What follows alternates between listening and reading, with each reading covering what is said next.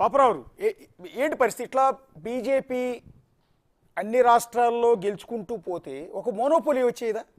అంటే నీకు అపోజిషన్ అన్నదే లేకుండా బీజేపీ అన్ని రాష్ట్రాల్లో విజయం సాధించుకుంటూ పోతే వాళ్ళు తీసుకునే నిర్ణయాలని ప్రశ్నించే వాళ్ళు లేకపోతే ప్రతిపక్ష పార్టీలన్నింటినీ ఈ రకంగా చీల్చేయటం ద్వారాను చంపేయటం ద్వారాను ఇప్పుడు మహారాష్ట్ర ఎన్నికల్లో చూద్దాం, శివసేన పార్టీని నిలువునా చీల్చేశారు.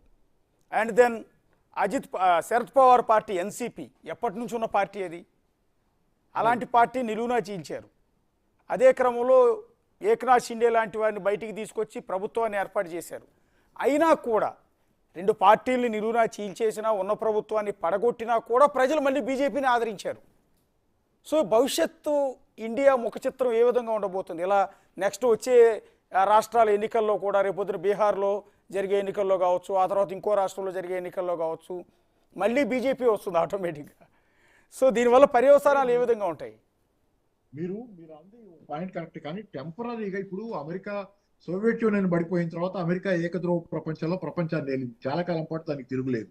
కానీ తర్వాత దాని ఆపోజిట్ అదే బుక్ వచ్చింది, చైనా బుక్ వచ్చింది రెండో పక్కన. రష్యా మళ్ళీ రైజ్ అయ్యి ఇప్పుడు ఏకద్రోవ ప్రపంచం కాదు, మళ్ళీ మల్టీ పోలార్ వరల్డ్ ఇది. అందుకని ఏంటంటే కొంత తాత్కాలికంగా బీజేపీ మోనోపలి, బీజేపీ ఆధిపత్యం సాగుతాయి. అందుకే జమిలి ఎన్నికలు కూడా పెట్టుకునే ప్రయత్నం. ఎందుకంటే ఈ దేశంలో ఎవరు ఉండకూడదు, అన్ని చోట్ల నేనే విస్తరించి రాష్ట్రాల దగ్గర నుంచి కేంద్రం దాకా నేను ఉండాలనే ప్రయత్నమే బీజేపీ ప్రయత్నంలో భాగంగానే జమిలి ఎన్నికలు. దీని కంటిన్యూషన్ అదే కదా, మహారాష్ట్ర నెక్స్ట్ అదే చేస్తారని. దాంతోపాటు నేను చెబుతుంది ఏంటంటే నేచర్ అఫర్స్ వాక్యూమ్. శూన్యాన్ని ప్రకృతి ద్వేషిస్తుంది, శూన్యం ఉండనివ్వదు.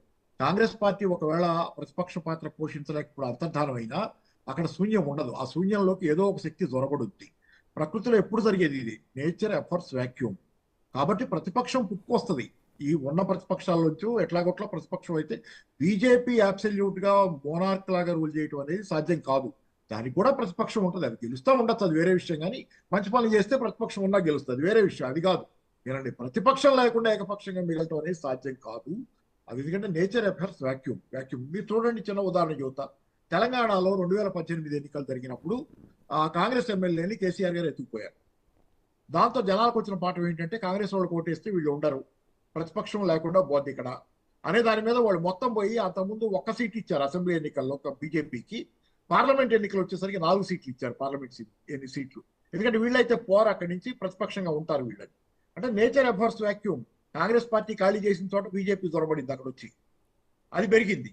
అందుకని మీరు ఏమనుకో, భయపడక్కర్లా. ప్రతిపక్షం తాత్కాలికంగా కొంతకాలం పాటు బీజేపీ మోనోపలి సాగుద్ది, అది తాత్కాలిక, వెరీ టెంపరీ. ప్రతిపక్షం ఆటోమేటిక్ గా జనాల సమస్యలు ఉన్నప్పుడు ఉంటే కనుక జనాల సమస్యల నుంచే వస్తుంది ప్రతిపక్షం. ఒకసారి ఇప్పటి వరకు ఉన్న ట్రెండ్ ఒకసారి చూద్దాం. ఇప్పటి వరకు వస్తున్న రిజల్ట్ మహారాష్ట్రలో ఎన్డీఏ కూటమి 217. ఒకసారి రమేష్ నాయుడు గారు ఒకసారి ఇప్పటి వరకు ఉన్న ట్రెండ్ ఒకసారి చూసి మీ దగ్గరికి వస్తాను. మహారాష్ట్రలో ఎన్డీఏ కూటమి 225 స్థానాల నుంచి కొంత డౌన్ పడిపోయింది, 217 స్థానాలకు పడింది. సో రికార్డు స్థాయిలో 230 స్థానాల వరకు వెళ్తుంది.